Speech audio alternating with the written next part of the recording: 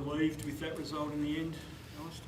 Yeah. Gee, what's been really pleasing the last month is we've been in games of footy.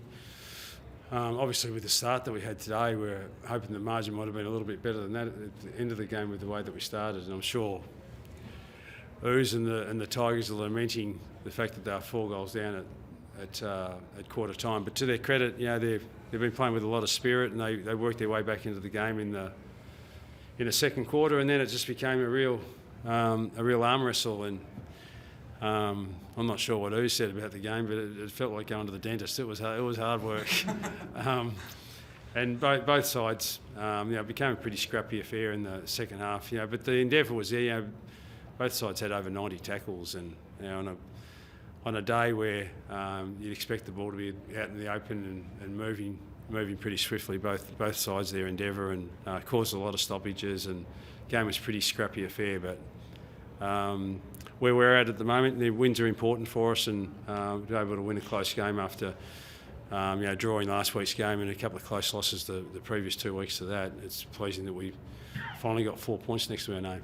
Toby Pink right there. I mean, he had a really good game today down back. Was that Toby Pink? Yeah. To take that really important mark with less than a minute to go. Yeah, and he had a pretty big assignment. He's playing on Tom Lynch for most of the day, so he's been a leading forward in the game for well over a decade. So it was a big assignment for him, and they had a fair amount of supply too, especially in the second quarter. I think 19 inside 50s to 4 or 6 or something for the quarter. So our backs held up under a fair amount of duress in the second quarter. But we've been pleased with the way that he's gone over the last couple of weeks, Toby, since he's come into the side.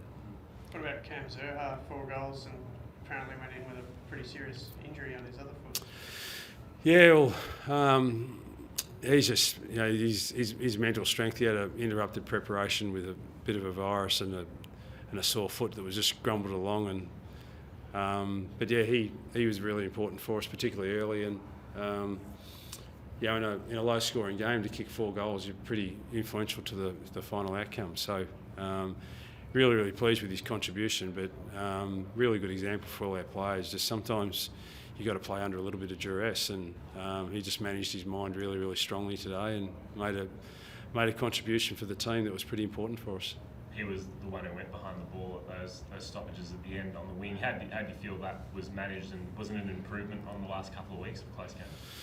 Well, as I said during the week, you do all your scenario planning in the off season, and then the best way to actually practice and rehearse it and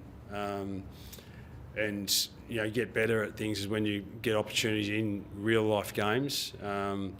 As much as you try to plan these things and practice them at training, it's getting yourself in positions in games. So we've had 4 in a row now where there've been close contests, and sometimes you get it right and you still don't win the game.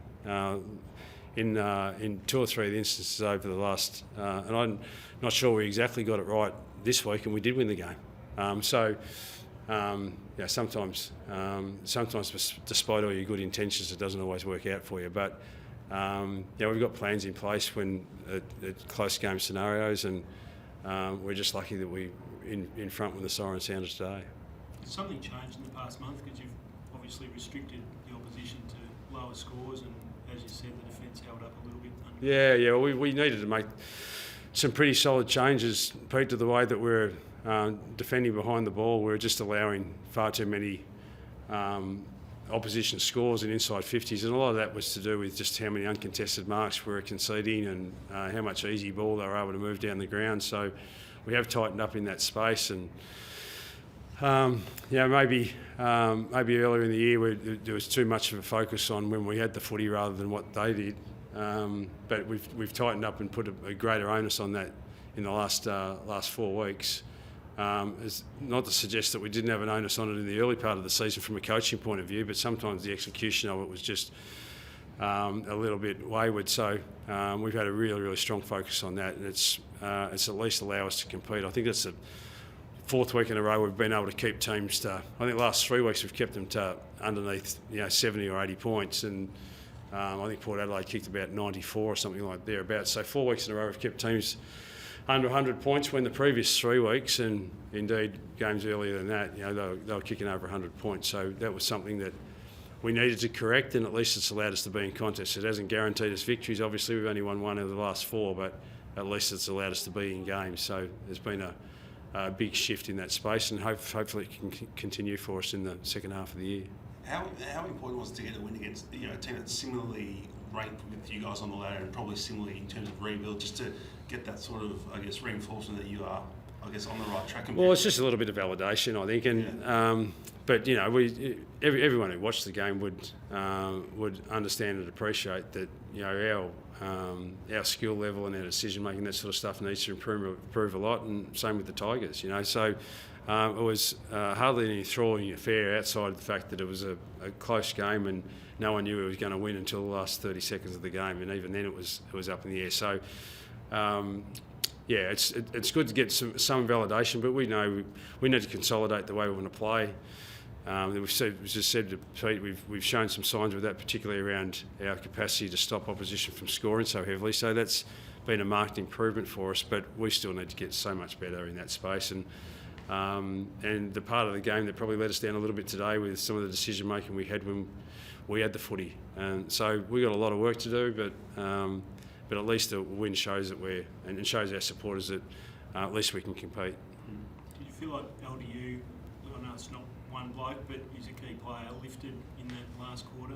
Yeah, he's an important player for us, obviously, and his second half was a lot stronger than his first. We got forward and kicked the goal early in the game, which was handy for us because he played a little bit more forward today than what he'd done in the past.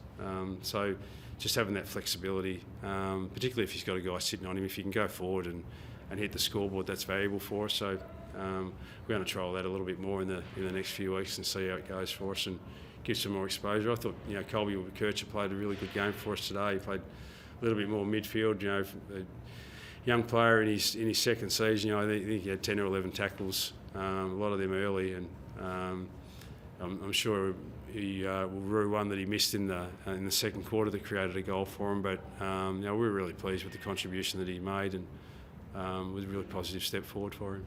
Can you speak to Jai Simpkins' resilience, obviously, to lead the team after losing his grandmother early in the week? Yeah, well, as we've seen, it's just been a pretty tragic week for a lot of people involved in footy. But everyone's got their own personal circumstances they've got to deal with too. Obviously with Wolsey passing away, he was an icon in the game, both as a player and a coach. And not that it's widely known, but Jai loses his grandma, very, very close to her.